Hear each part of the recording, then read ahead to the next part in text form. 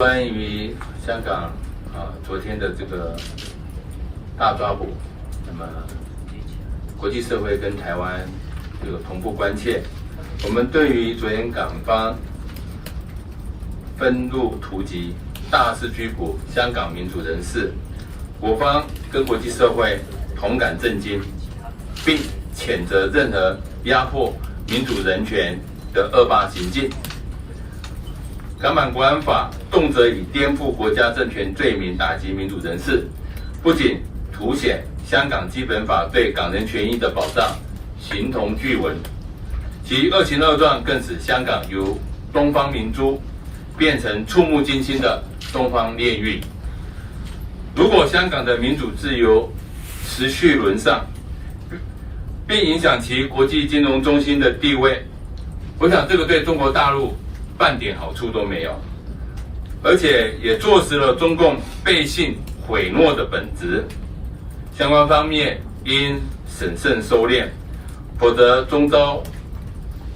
自食恶果。我方也会持续的和国际社会持续支持香港的民主自由。您刚刚有提到，香港的情形持续恶化，政府坚定支持香港人民争取自由、民主、人权、法治，是一贯而坚定。除了将依据人道原则及既有的法规规范，透过公私协力方式，提供香港人民必要的人道协助外，也会持续精进现有的法规及制度，透过制度化的机制及力量，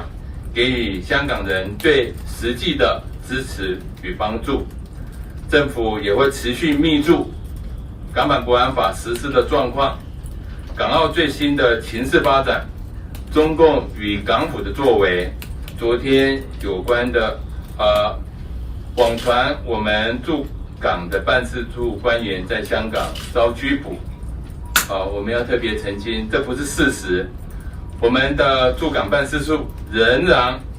运作如常，持续为台港民众提供服务。谢谢。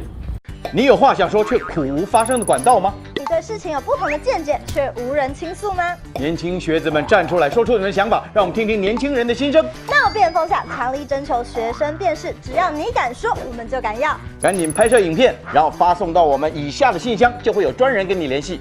还有，别忘了订阅我们闹辩风向的 YT 频道，按赞，开启小铃铛，就不会错过我们精彩的辩论哦。各位朋友，闹辩风向，敢嘴就来辩。